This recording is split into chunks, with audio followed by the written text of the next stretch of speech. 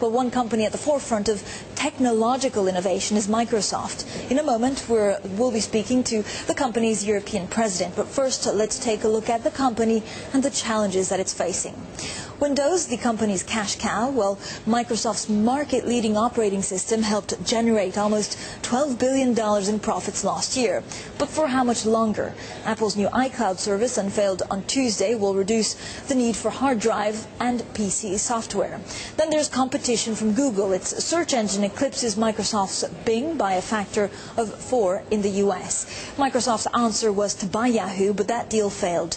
It has managed to team up with Nokia to offset weakness in the mobile markets. Handsets loaded with Google's Android software outsold all other handsets so far this year. So far, investors are not impressed. Microsoft shares are down 17% from their January high this year. Some are calling for drastic solutions, including replacing the company's CEO, Steve Ballmer. Now, joining me now from the World Economic Forum in Vienna is Microsoft European President Jan Muehlfeit. Thank you so much for joining us. In terms of your biggest challenge nowadays, good morning. We were just talking about how difficult is the environment out there, especially innovation for you and what Microsoft can do in the future. Do you need to just try and get some stronger ties with more companies to stay ahead of the pack? Well, we concentrate obviously on what we can influence, which is, as you said, innovation, and we feel pretty good about our innovative product like Bing. You mentioned other products like our console Kinect, which is the best selling product in consumer history at all. Then we concentrate on execution, and last but not least, because we are in the business where we need to attract talent and keep talent, and I'm very proud that for 4 years in a row we were elected best employer in Europe.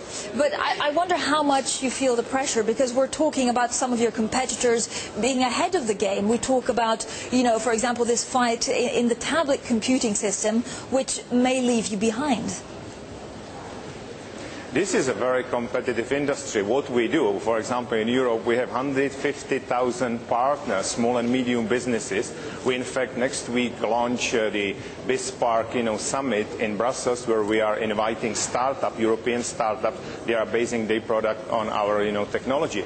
And I feel very good, because if Microsoft is making €1 in Europe, we are making €9. So it is about platform and about developers and people who believe in that platform. And that, of course, is something that is very important. In terms of some of your alliances, you've teamed up with Research in Motion, with also Nokia. Do you not feel that, again, this is going to be a problem in the future? Because we've seen Nokia's troubles over the last 2 weeks. It's just not a company that, again, is that appealing to customers. Well, Nokia is a very good technology company. They are very well entrenched in emerging markets where a lot of units will be shipped.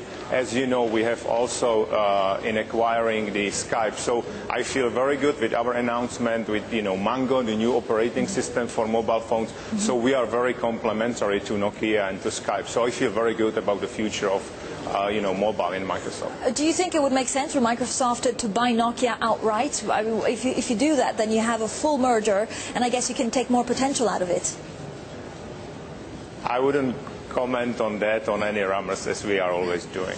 Now, Mr. Muehlfeit, you were telling me about how important is it to retain the talent, which of course is crucial for any company. What is your biggest challenge today? Are customers looking for the next big thing? Do they want that piece of cool gadget that everyone wants? Or is it really that people also want a cheaper solution? Well, the future of our industry is really cloud computing, and that's a huge opportunity for Europe, because we have 3 challenges in Europe. It's debt, it's demography relative to aging, and we need to have a drive for the growth, and that's what cloud computing can achieve. So I'm very optimistic what Europe can achieve, because economically you are moving from the CAPEX to the OPEX model, and there's a huge opportunity for new startups. This region needs to be, again, kind of the startup mentality region we need to build in our traditional strengths. Yeah, it's very true, and it's something that actually we've heard from a lot of European CEOs. But do you not feel that Microsoft as a company is a little bit behind the curve when talking about cloud computing, because we had this big announcement by Apple just a couple of days ago? Well, I've seen the announcement. It needs to be seen. But as you know, we put 70% of our R&D last year around cloud computing. This year it's even 90%. I feel very good what we are doing around Windows, Azure, SQL Azure, the offerings we have for enterprises, but also offering we have for consumers. So I think we have a solution for private cloud and public cloud. So today, I don't think we have a particular competitors, but end to end, I think we have a very good solution for our customers. Mr. Jan Muehlfeit, thank you so much for your time.